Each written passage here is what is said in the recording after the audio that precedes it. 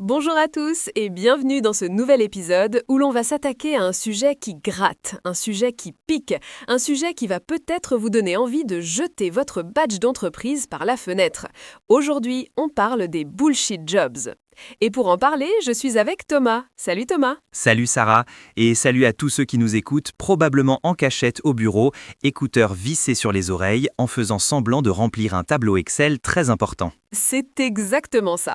On va parler de ce sentiment étrange, cette petite voix qu'on a tous eue un dimanche soir ou un lundi matin dans le métro, qui nous murmure « Est-ce que ce que je fais sert vraiment à quelque chose ?» Ah, la fameuse question existentielle. Mais là, Sarah, on ne parle pas juste d'un petit blues du dimanche, on parle d'une véritable épidémie. On s'appuie sur la théorie de David Graeber, cet anthropologue américain génial et un peu anarchiste sur les bords, qui a mis des mots sur ce malaise. Selon lui, et accroche-toi bien, environ 40% des salariés estiment que si leur poste disparaissait demain, ça ne changerait strictement rien au monde, voire que le monde s'en porterait mieux. C'est énorme, 40%. Ça veut dire que dans un open space de 10 personnes, tu en as 4 qui savent pertinemment qu'ils brassent du vin. Mais Thomas, commençons par le début. C'est quoi concrètement une journée type dans un bullshit job? Parce que vu de l'extérieur, ça a l'air très occupé. C'est ça le piège, c'est l'illusion de l'activité. Une journée type, ça commence souvent par la lecture d'emails qui ne te concernent pas vraiment, ou tu es en copie cachée juste pour couvrir les arrières de quelqu'un. Ensuite, tu as la réunion de 10 heures. Mais attention, pas une réunion de décision, non, une réunion de pré-alignement pour préparer la réunion de validation de la semaine prochaine. Oh, je connais ça. La réunion pour préparer la réunion, où on passe 1 heure à débattre de la police d'écriture sur la slide 12 du PowerPoint. Exactement. Et là, tu as des gens très intelligents, diplômés, brillants, qui passent 45 minutes à arguer pour savoir si on met le graphique en bleu ou en vert canard, alors que tout le monde autour de la table sait, au fond de son âme, que ce rapport finira dans un dossier partagé que personne, absolument personne, n'ouvrira jamais.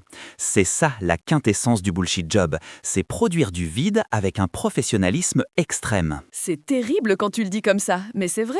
J'ai un ami qui m'a raconté qu'il avait passé 3 mois à rédiger un rapport sur la synergie des processus interservices. Il l'a envoyé à son N+1, qui l'a envoyé au N+2, qui a répondu « Merci ». Et c'est tout. Plus jamais entendu parler. C'est le classique. Et c'est là que je pose la question qui tue, celle que Graeber posait. Si les infirmières, les éboueurs ou les profs s'arrêtaient de bosser demain, c'est la catastrophe immédiate, le chaos.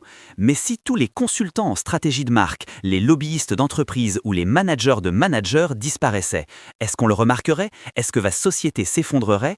Probablement pas. Peut-être même qu'on gagnerait en efficacité. C'est violent pour l'ego ça, Thomas. T'es en train de dire qu'une bonne partie du secteur tertiaire est une fiction. C'est une forme de féodalité managériale. On crée des postes pour occuper les gens et pour donner de l'importance au chef. Plus tu as de sous-fifres sous tes ordres, plus tu es important, même si ces sous-fifres ne font rien d'utile. C'est terrible quand tu le dis comme ça, mais c'est vrai. J'ai un ami qui m'a raconté qu'il avait passé 3 mois à rédiger un rapport sur la synergie des processus interservices. Il l'a envoyé à son N+1, qui l'a envoyé au N+2, qui a répondu « Merci ». Et c'est tout. Plus jamais entendu parler. C'est le classique. Et c'est là que je pose la question qui tue, celle que Graeber posait. Si les infirmières, les éboueurs ou les profs s'arrêtaient de bosser demain, c'est la catastrophe immédiate, le chaos. Mais si tous les consultants en stratégie de marque, les lobbyistes d'entreprise ou les managers de managers disparaissaient, est-ce qu'on le remarquerait? Est-ce que la société s'effondrerait? Probablement pas. Peut-être même qu'on gagnerait en efficacité. C'est violent pour l'ego ça, Thomas. T'es en train de dire qu'une bonne partie du secteur tertiaire est une fiction. C'est une forme de féodalité managériale. On crée des postes pour occuper les gens et pour donner de l'importance au chef. Plus tu as de sous-fifres sous tes ordres, plus tu es important, même si ces sous-fifres ne font rien d'utile. Alors justement, rentrons dans le détail. Graeber a carrément fait une typologie, une classification de ces jobs inutiles. C'est assez drôle et tragique à la fois. Tu peux nous les décrire? Oui, il a identifié 5 grandes catégories. C'est fascinant. La première, ce sont les larbins ou les flunkies en anglais. Eux, leur seule et unique fonction, c'est de faire sentir à leur supérieur qu'il est important. Le larbin, ça sonne moyen sur un CV. C'est clair. Imagine le réceptionniste dans une boîte où personne ne passe jamais, mais il faut quelqu'un à l'accueil pour que ça fasse sérieux. Ou l'assistant qui passe son temps à trier des mails que le patron pourrait trier lui-même en 2 minutes. Ils sont là comme des attributs de pouvoir, comme des plantes vertes humaines. D'accord, donc ça, c'est pour l'ego du chef. Ensuite, tu as mes préférés, les porte-flingues. Eux, ils ont des jobs agressifs mais inutiles. Ce sont les lobbyistes, les avocats d'affaires qui ne servent qu'à contrer les avocats d'affaires de la concurrence ou les télémarketeurs. Ils existent uniquement parce que les autres boîtes ont les mêmes. C'est une course à l'armement du vide. Si personne n'avait de télémarketeur, le monde serait un endroit plus paisible, non? Oh que oui, surtout à l'heure du dîner. Et la troisième catégorie? Les scotchers, les duct tapers. Eux, ils sont là pour réparer les problèmes qui ne devraient pas exister. C'est l'employé qu'on embauche pour copier-coller manuellement des données d'un tableau Excel à un autre parce que les 2 logiciels de l'entreprise ne sont pas compatibles.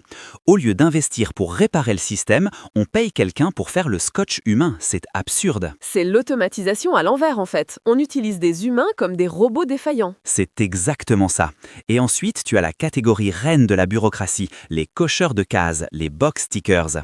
Leur job, c'est de permettre à l'organisation de prétendre qu'elle fait quelque chose qu'elle ne fait pas. Ah, ça me parle. C'est le fameux rapport RSE ou bien-être au travail? Voilà, tu embauches quelqu'un pour faire un rapport de 200 pages sur la diversité pour pouvoir dire on a traité le sujet alors que rien ne change concrètement.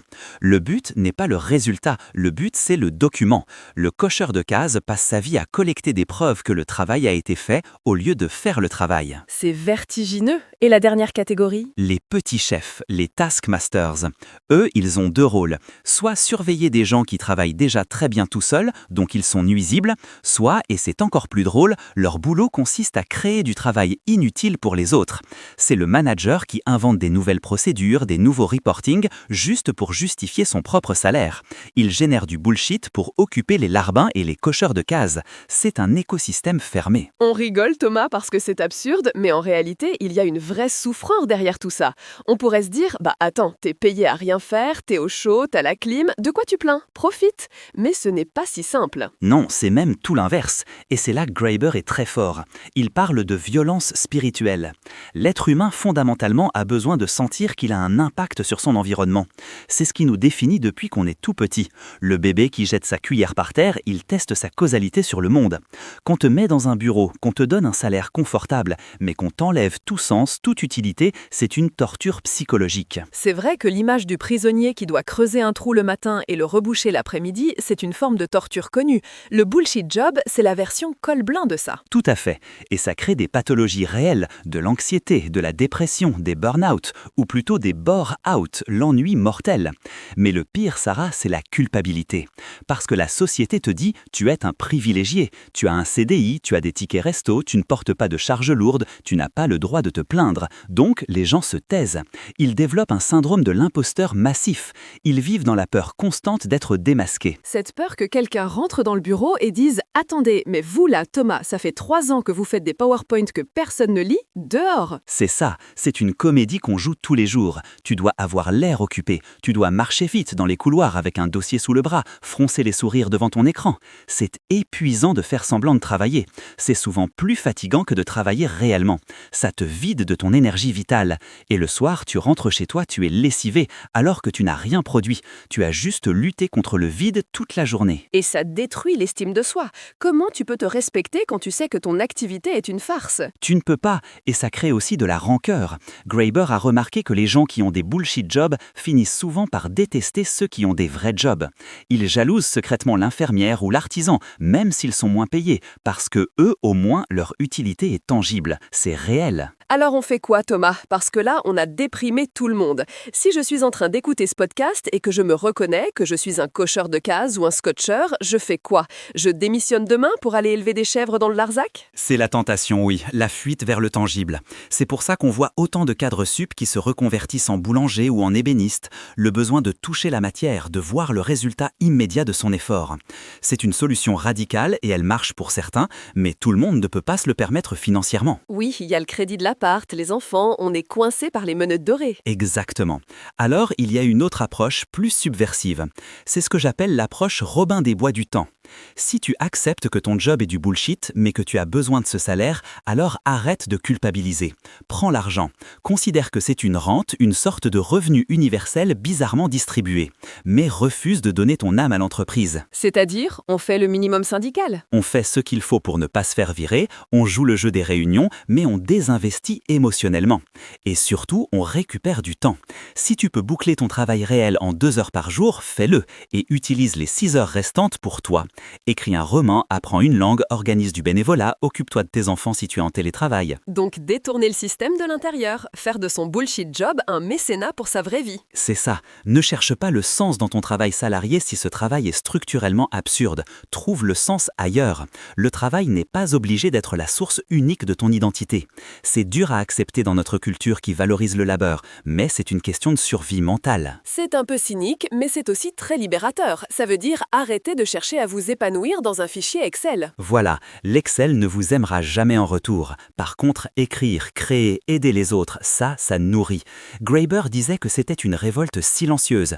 Refuser de croire que notre valeur humaine est liée à notre productivité économique, surtout quand cette productivité est factice. En gros, si votre job ne sert à rien, faites en sorte que votre temps, lui, serve à quelque chose. Amen. Et si votre chef vous demande ce que vous faites, dites juste que vous travaillez sur la stratégie globale de synergie transversale. En général, ça les calme pour au moins 2 semaines. Merci pour le conseil, Thomas. On va tous essayer ça demain matin. Merci d'avoir décortiqué l'absurdité de nos bureaux avec nous. Avec plaisir. Et courage à tous les scotcheurs et les larbins qui nous écoutent, vous n'êtes pas seuls. C'était Podcaster Pro. On se retrouve très vite pour un nouveau sujet. D'ici là, faites semblant de bosser, mais vivez pour de vrai. Salut!